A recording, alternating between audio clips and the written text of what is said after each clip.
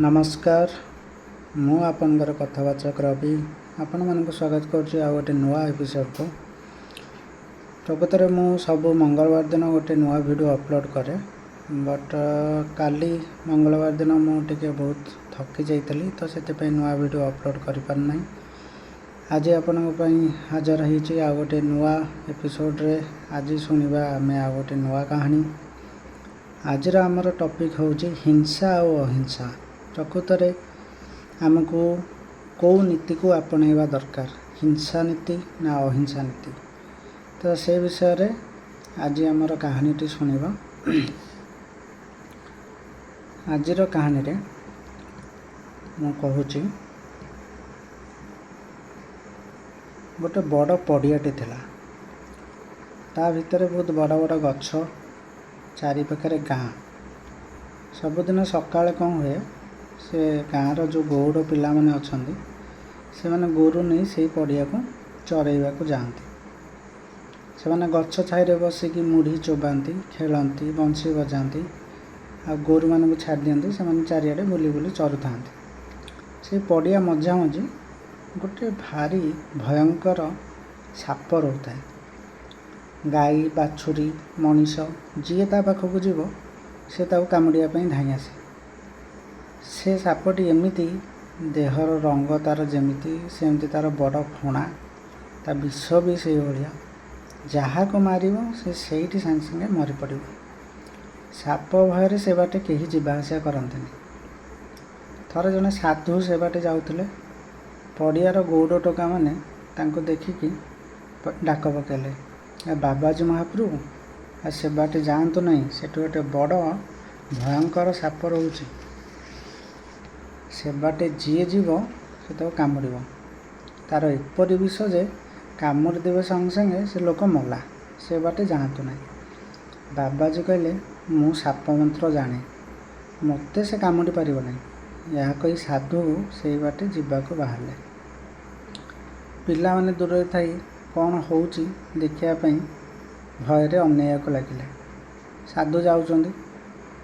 साधु जिते गात पाखे पहुँचले सापटा दौड़ी आसी फँ कर सागे सागे फणाटा टेकीदेला। साधु कौन कले सागे सागे गोटे मंत्र बोलदेले। मंत्रर एमती चमत्कार जे सापटा सागे सागे गोटे केंचुआ परी होगला। सापर अवस्था देखी साधु मन में भारी दया आसला। से कौन कले ताको बहुत धर्म कथा बुझेले। कहले देख बाबा, एते दिन धरी तू बहुत गोटे प्राणी को हत्या कलुनी, तोर बहुत महापाप है। मरिया पर तोर कौन हब के भाभी देखीचु। तू मो ठारू गोटे मंत्र ने। साधु कथार सापर चेता पशिला।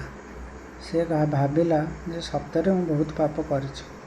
तेणु से साधुंकर शिष्य होगला। साधु ताको मंत्र दे कहले कहले यही मंत्रटा तू सबुदिन जपू, कौन सी प्राणी की हिंसा करियो ना। यही कथा कही साधु चलीगले। साप कौन कला तापर भारी भक्ति रे गुरु देता मंत्रटी जपिया लगिला। से दिन ठार से आ कामुड़ानी। किछि दिन बीतीगला। गौड़ पिलाने देखिले सापटा फणा टेकी आ मारिया को आसुना। गाई बाछुरी निकट गले भी से किछि करूनी। तो से माने कौन कले ताको दूर थी टेक्का मारिया लगे। साप से आड़ को फेरी चाहिला नहीं। पिलाने बुझिले जे सब बाबाजी मंत्रर गुण। धीरे धीरे से साहस बढ़ला। दिने से निकट को जाई ठेंगार एपरी पहाड़ पकाइले जे सापटा अधमरा होगी पड़गला। समस्ते भाविले जे से मरीगला। से माने कौन कले ताको गुड़े उड़े ता लांज धरी टेकी बुले बुले ताको दूर को फोपाड़ देले। सापटा मर नथला, माड़ खाई टिके बेहोश हो। बहुत राति ହେଲା ପରେ ଯେତେବେଳେ ଟିକେ ଥଣ୍ଡା ପवन ବାଜିଲା, କାକର ପଡ଼ିଲା, ସେତେବେଳେ ତାର ଟିକେ ହୋश ଆସିଲା। ତାପରେ ସେ କ'ଣ କଲା ନା ଧୀରେ ଧୀରେ ବହୁତ କଷ୍ଟରେ ନିଜ ଗାତ ଭିତରକୁ ଯାଇକି ଗଲା, ପଡ଼ିଲା, ଶୋଇ ପଡ଼ିଲା। କିଛି ଦିନ ଦେହରେ ଦରଜ ହେବା ଯୋଗୁଁ ସେ ଆଉ ଏପାକ ସେପାକ ହେଇପାରିଲାନି। ତାପରେ ଆସ୍ତେ ଆସ୍ତେ ଉଠିଲା। ଗୌଡ଼ ପିଲାମାନେ ଭୟରେ ଦିନେ ଗାତ ବାହାରକୁ ଆସିନି। माने दिन रे जेहेतु पिला माने ताको बाड़िया पिटा करते से दिन रे आसला ना। ରାତିରେ କ'ଣ କଲା ନା ଖାଇବା ଖୋଜିବା ପାଇଁ ବାହାରକୁ ଆସେ। ସାପକୁ ତେଣୁ ଆଉ କେହି ଦେଖିବାକୁ ପାଇଲେ ନାହିଁ। ସମସ୍ତେ ଭାବିଲେ ଯେ ସାପଟା ମରିଗଲା। ବହୁତ ଦିନ ପରେ ସେ ସାଧୁ ସେଇ ବାଟେ ପୁଣି ଆଉ ଥରେ ଯାଉଥିଲେ। ତାଙ୍କୁ ଚିହ୍ନିପାରି ଗୌଡ଼ ପିଲାମାନେ ଖୁବ୍ ଭକ୍ତିରେ ପ୍ରଣାମ କଲେ ଓ କହିଲେ, ବାବାଜୀ ମହାପ୍ରଭୁ, ସେ ସାପଟା ମରିଗଲା।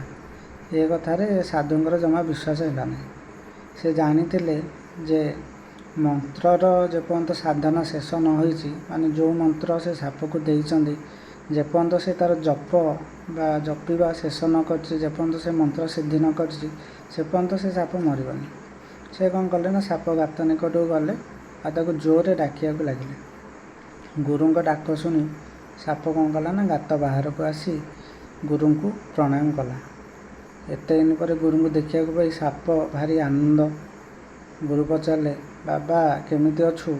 ସାପ କହିଲା, ଆପଣଙ୍କ ଦୟାରେ ବହୁତ ଖୁସିରେ ମୋ ଦିନଟା କଟିଯାଉଛି। ଗୁରୁ ପଚାରିଲେ, ତାହେଲେ ତୁ ଏତେ ଦୁର୍ବଳ କାହିଁ ଦେଖାଯାଉଛୁ?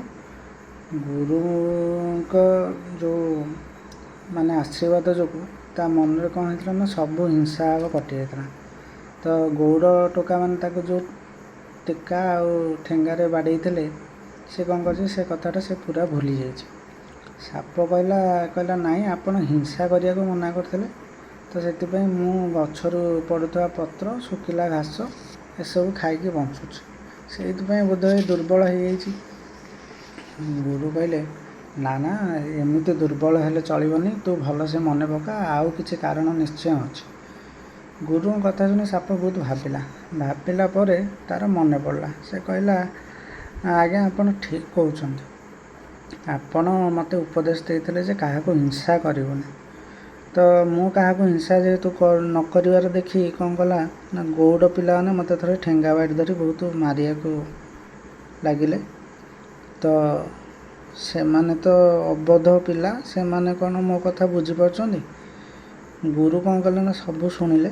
ଶୁଣିସାରି ସାପକୁ ଧମକେଇକି ପଚାରିଲେ, କହିଲେ, ଆରେ ତୁ ଏତେ ବୋକା, ହିଂସା କରିବାକୁ ତୋତେ ମୁଁ ବାରଣ କରିଥିଲି, ଫଁ କରିବାକୁ ମନା କରିଥିଲି। ତୋତେ କେହି ମାରିବାକୁ ଆସିଲେ ଆଜିଠୁ କ'ଣ କରିବୁ ନା ଫଁ କରିବୁ। ଏହା କହି ସାଧୁ ଚାଲିଗଲେ। ସେଦିନଠାରୁ ସାପ ଦିନବେଳେ କ'ଣ କଲା ନା ତାର ଖାଇବା ସଂଗ୍ରହ କରିବାକୁ ପଡ଼ିଆରେ ଆସିକି ବୁଲାବୁଲି କରିବା ଆରମ୍ଭ କଲା। ଗୌଡ଼ ପିଲାମାନେ ପୁଣି ତାକୁ ଦେଖି ଚିତ୍କାର କଲେ, କହିଲେ, ଆରେ ମରିନିରେ, ପୁଣି ସାପଟାକୁ କ'ଣ ବାହାରିଲାଣି, ଚାଲ ତାକୁ ଦେଖି ନେବା। ଏହା କହି ପିଲାମାନେ ଠେଙ୍ଗା ଧରି ତାକୁ ମାରିବାକୁ ଚାଲିଲେ।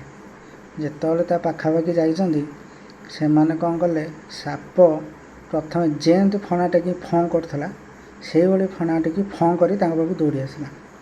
ପିଲାମାନେ ଆଉ ଯାଆନ୍ତି କୁଆଡ଼େ, ସମସ୍ତେ କ'ଣ କଲେ, ଇଲୋ ମାଲୋ ବାପା ଲୋକ କହି ଯିଏ ଯାହାର ଘରକୁ ଦୌଡ଼ିଲେ। ସେଦିନଠାରୁ ଆଉ ସାପ ପାଖକୁ କେହି ଗଲେ ନାହିଁ। ସାପଟା ନିର୍ଭୟରେ ଏଥର ବୁଲିବାକୁ ଲାଗିଲା। ତ ଏ ଗପ ଏଇଠି ସରିଲା। ଏ ଗପରୁ ଆମେ କ'ଣ ବୁଝିଲେ? ଯେ ସାପଟା ଆଗରୁ ହିଂସା କରୁଥିଲା। ହିଂସା ସିଏ ନ ଜାଣି ନ ଶୁଣି ଯିଏ ତା ପାଖକୁ ଯାଉଥିଲା ସମସ୍ତଙ୍କୁ ଚୋଟ ମାରୁଥିଲା। ଯେତେବେଳେ ଗୁରୁଙ୍କ ସାନ୍ନିଧ୍ୟରେ ଆସିଲା, ଗୁରୁ ତାକୁ କହିଲେ ଯେ ବାବା ତୁ ହିଂସା କରିବୁନି। ସେଦିନଠୁ ତା ମନରୁ ପୁରାପୁରି ହିଂସା କଟିଗଲା।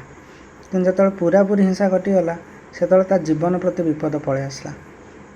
ଆଉ ଜୀବନ ପ୍ରତି ଯେତେବେଳେ ବିପଦ ଆସିଲା, ସେତେବେଳେ ଗୁରୁ ତାକୁ କହିଲେ ଦେଖେ, ମୁଁ ତୋତେ ମନା କରିଥିଲି ହିଂସା କରିବା ପାଇଁ, କିନ୍ତୁ ତୁ ତୋର ଶକ୍ତି ପ୍ରଦର୍ଶନରେ କେବେ ହେଲେ ବି ହେଳା କରିବ ନାହିଁ। ତୋ ଉପରକୁ ଯଦି କିଛି ବିପଦ ଆସୁଛି, ତାହେଲେ ନିଶ୍ଚୟ ତୁ ତୋର ଶକ୍ତି ଦେଖେଇବୁ, ତାଦ୍ୱାରା ହିଁ ତୁ ତୋର ଜୀବନ ବଞ୍ଚେଇ ପାରିବୁ। ତେଣୁ ଆମମାନଙ୍କ ଜୀବନରେ ବି ଏ ଜିନିଷ ଆପ୍ଲାଏ ହୁଏ। ଯଦି ଆମ ସମ୍ବିଧାନରେ ବି ଅଛି ଯେ ଯଦି କେହି ଆମକୁ ମାରିବା ପାଇଁ ଆସୁଛି, ଆମେ ଯଦି ନିଜର ଆତ୍ମରକ୍ଷା ପାଇଁ ତା ଉପରେ ଆକ୍ରମଣ କରୁଛେ, ତାହେଲେ ତାହା ଦଣ୍ଡନୀୟ ନୁହେଁ। କିନ୍ତୁ ଯଦି ଆମେ କାହାକୁ ବିନା କାରଣରେ ଆକ୍ରମଣ କରୁଛେ, ତାହେଲେ ସେଇଟା ଦଣ୍ଡନୀୟ ଅପରାଧ ହେବ। ସେଥିପାଇଁ ହିଂସା ସେତିକିବେଳେ କରିବା ଦରକାର ଯେତେବେଳେ ତୁମର ନିଜ ଜୀବନ ପ୍ରତି, ନିଜ ଘର ପ୍ରତି, ନିଜ ପରିବାର ପ୍ରତି, ନିଜ ଦେଶ ପ୍ରତି, ନିଜ ରାଜ୍ୟ ପ୍ରତି ବିପଦ ଅଛି। ତ ରକ୍ଷା କରିବା ପାଇଁ ହିଂସା କରିବା ଖରାପ କଥା ନୁହେଁ। ଆପଣମାନେ ମନ୍ତ୍ର ଶୁଣିଥିବେ, ଅହିଂସା ପରମ ଧର୍ମ, କିନ୍ତୁ ତାପର ପଦଟା ଜାଣିନଥିବେ ଯେ ଧର୍ମେ ହିଂସା ତଥୈବଚ, ଅର୍ଥାତ୍ ଅହିଂସା ପରମ ଧର୍ମ, କିନ୍ତୁ ଧର୍ମ ରକ୍ଷା ପାଇଁ ହିଂସା କରିବା ହେଉଛି ତାଠାରୁ ବଡ଼ ଧର୍ମ। ତେଣୁ ହିଂସା ସେତିକିବେଳେ କରିବା ଉଚିତ ଯେତେବେଳେ ଆମ ନିଜ ଜୀବନ ପ୍ରତି ଆଉ ଆମର ଆତ୍ମୀୟ ସ୍ୱଜନ ପରିବାର ବନ୍ଧୁବାନ୍ଧବ କିମ୍ବା ଯେକୌଣସି ଲୋକର ଜୀବନ ରକ୍ଷା କରିବା ପାଇଁ ଯଦି ହିଂସାର ଆବଶ୍ୟକତା ପଡ଼ୁଛି ତାହେଲେ ଆମକୁ ହିଂସାର ଆଶ୍ରୟ ନେବାକୁ ପଡ଼ିବ। କାରଣ ଯିଏ ଆପଣମାନେ ଜାଣିଥିବେ ଢମଣା ସାପକୁ କେହି ଖାତିର କରନ୍ତିନି ନା, କାହିଁକିନା ସେ ହିଂସା କରେନି, ସିଏ କ'ଣ କରେ ନା ଇଏ କରେ। କିନ୍ତୁ ଯିଏ ବିଷାକ୍ତ ସାପ ତାଙ୍କ ପଛରେ କେହି ଲାଗନ୍ତିନି, ତମ୍ପ ହେଲା ନାକ ହେଲା ଏମାନଙ୍କ ପଛରେ କେହି ଲାଗନ୍ତିନି, କାରଣ ସେମାନେ ଜାଣିଛନ୍ତି ଯେ ଲୋକମାନେ ଜାଣିଛନ୍ତି ଏମାନେ ହେଲେ ବିଷାକ୍ତ। ତାଙ୍କ ପଛରେ ଲାଗିଲେ ଏମାନେ କ'ଣ କରିବେ ନା ଚୋଟ ଦେଇଦେବେ, ଏକାବେଳେ ସେଇଠି ସଫା। ତେଣୁ ସେଥିପାଇଁ ହିଂସାର ପାଳନ କରିବା ଉଚିତ, ଅହିଂସାର ପାଳନ କରିବା ଉଚିତ। ଆଉ ହିଂସାକୁ ସମୟ ଯେଉଁଠାରେ ଆବଶ୍ୟକ କରୁଛି ତାକୁ ଉପଯୋଗ ମଧ୍ୟ କରିବା ଉଚିତ। ତେଣୁ ଆଜିର କାହାଣୀ ଏଇଠି ସରିଲା। ଆପଣଙ୍କୁ କାହାଣୀଟି କିପରି ଲାଗିଲା ମୋତେ କମେଣ୍ଟ କରି ନିଶ୍ଚୟ ଜଣାନ୍ତୁ। ମୋ ଚ୍ୟାନେଲକୁ ଲାଇକ୍ ଆଉ ସବସ୍କ୍ରାଇବ୍ କରନ୍ତୁ। ଆଜି ପାଇଁ ରହୁଛି, ଧନ୍ୟବାଦ।